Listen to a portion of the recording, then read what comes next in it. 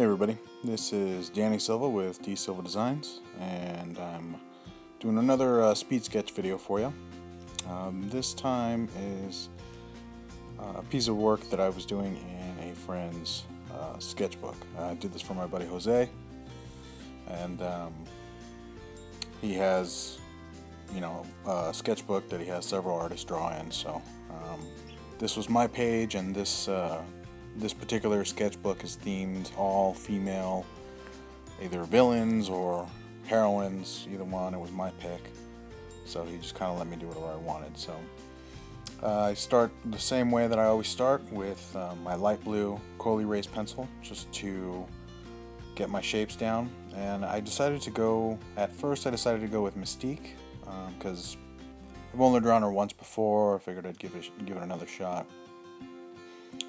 So, yeah, I've been trying to work on making my sketches a little bit more, I guess, dynamic or interesting, and I usually do a lot of like simple poses, seated and bust shots, and they're not awful, it's just they're not interesting either. So when I'm given the freedom to do something, then I try to do something I never have done before, and make it look, I don't know, I guess just something that I'm proud of. So I was doing this sketch and it was coming along. Yeah, and I'm sorry you can't really see it here because of the light blue coal erase pencil. It's very light, but you'll start to see it here. I'll use my 2H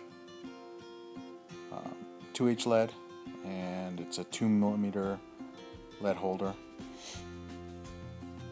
So you'll kind of get to see what she looked like. I posted a quick picture of this on Instagram, and a lot of people liked it on Instagram and Tumblr. But I don't know. I was having a hard time with it, and not a hard time with it. It just wasn't looking right to me. I was redrawing several parts of it.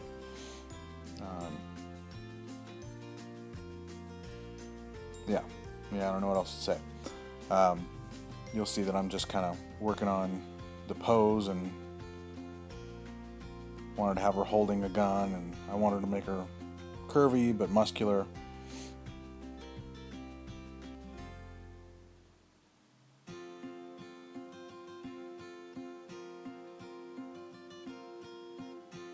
I wanted to do like a little skull and crossbones, like she's saying I hate you or I'm gonna kill you. And the most tedious part of the costume would be the little skulls. At least I think. So that's kind of what I'm working on here.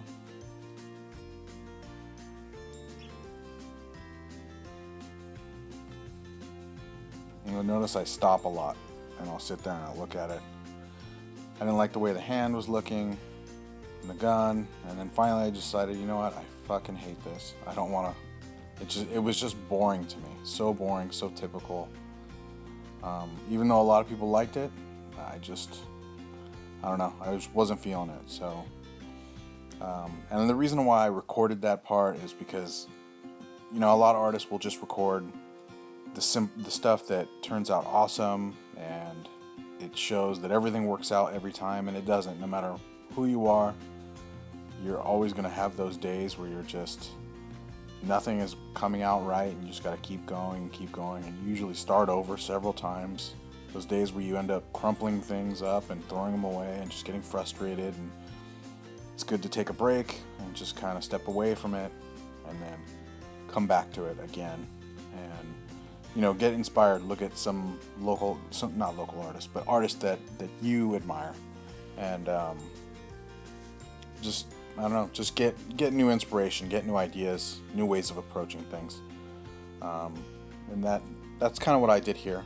And so I decided to go with Elektra instead of Mystique. And I wanted to try to do not just a bust, at least a 3/4, and a pose that was a little bit more interesting, not just the same old, just standing there type of pose. So, again, I started with the light blue Coal Erase because that's the lightest Coal Erase pencil that I have, that I own. And then instead of going over it with pencil or blue, I decided to use the red Coal Erase. I think it's the standard, whatever, crimson red or scarlet red, whatever. Either one works. I decided to do that because her costume is red, and the skin tone is, it's a red tone, so I figured it would go well with both, and I wouldn't have to worry about it if it didn't fully erase, which sometimes Coal Erase, it does erase. As far as an erasable color pencil, I think that's the best that I've ever found. But like the dark blue and sometimes the red on certain papers, it really doesn't erase all the way. So that's why I chose this color, because she's mostly red anyway. And you can see the pose is a little bit more dynamic. Well, I think it's a lot more dynamic than the other one, so I was more content with this one. So now I go in with my Pentel brush pen, also with my Copic multi-liners that you're seeing me use here. That's a 0.5 multi-liner, and I'm using that mainly for the smaller parts, the details, the fingers, the size, and then I'll switch back to my brush pen for the more curvy parts. Sorry, I can't talk today. And just the more open lines.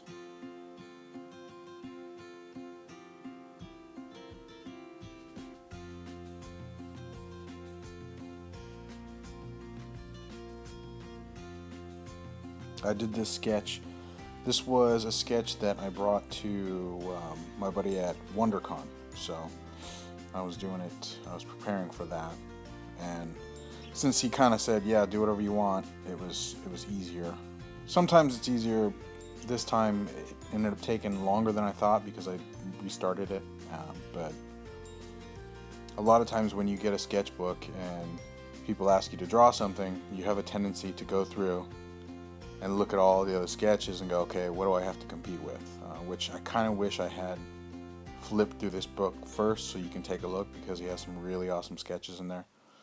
But it motivates you to do a better job. So now what I'm doing here is using a Pentel pocket brush. This one is loaded with a gray wash. So yeah, this step was not actually necessary. It's just I do it out of habit. And that's because the gray wash is a waterproof, alcohol-proof ink. And a lot of times I'll just add tones with my Copic markers, which I'm going to color this in. But sometimes they have a tendency to wash out if I go over it too many times with different colors. So the gray wash fountain pen ink is a good way to make sure that it stays. And this sketch is done in a Crescent sketchbook. I don't know if you've heard of the company Crescent, but they make these sketchbooks that are actually, the pages are bleed proof. It's the weirdest thing with Copics. They bleed a lot, unless the paper is really, really thick, and still they bleed, especially the darker colors, reds, deep yellows. And these books are made for markers. They don't hold up so well with watercolor or anything. They do okay, but they will buckle if you're really heavy, if you use a lot of water. But with markers, they work great, so no need to put a paper behind. The only thing I did notice when using these Crescent sketchbooks is the colors. You notice with the skin tones, which I always start with the skin tones first, just because you don't have to be so careful. You can kind of go out of the lines a little bit, and since you're going over with darker colors, usually around the skin tones, those will cover up, any spots where you went out of the lines. Like around the chest area, you saw that I went over a little bit, but now it's covered up by her costume.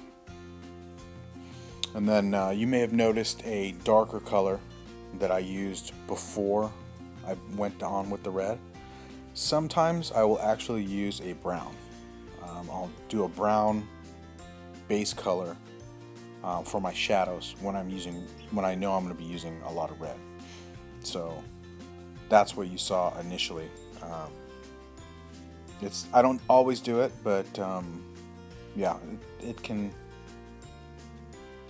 you can achieve some pretty cool effects with it, and even if you fully cover it with red, it'll soften it a little bit, but it won't go away. So it's a pretty interesting. I mean, a lot of artists will do that when using red. They'll use browns and things like that, and it doesn't stand out too much.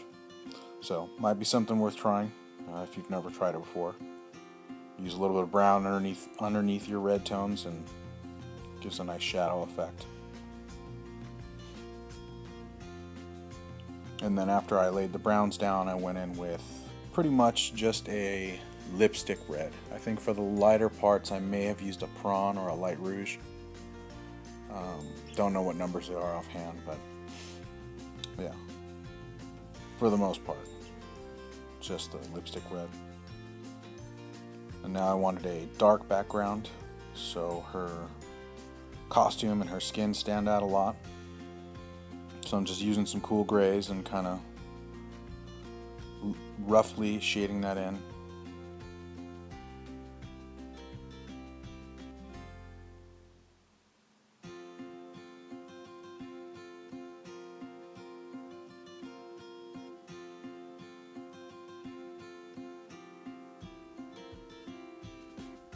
Now you may have noticed with this particular sketchbook, you may have noticed that when I first laid down the skin tones, they look really dark, and that's one thing that I was surprised about this sketchbook. Is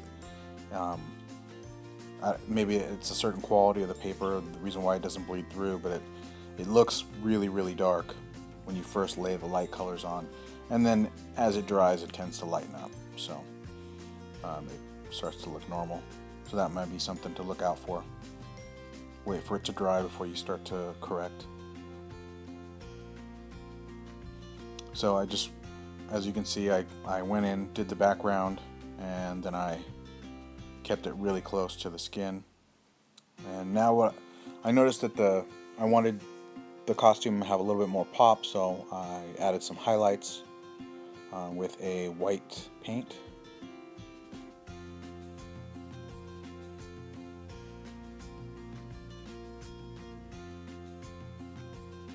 Doing the hair with the white paint, I use a little bit of water, dip my brush in water, and then kind of dip it in just to thin it out so it's not clumpy.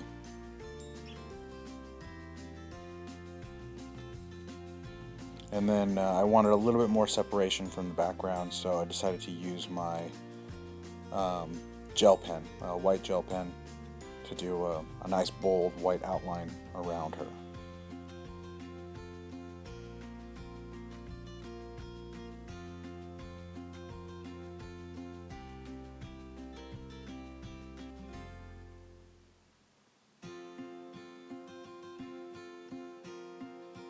And I don't think I do anything else. That's pretty much it. Just sign it and let it dry. So I hope you enjoyed the video. I really appreciate you watching. If you have any questions, you can comment, like, and subscribe. And you can email me if you want a commission or anything like that. Alright? Thank you very much for watching. To catch you on the next one.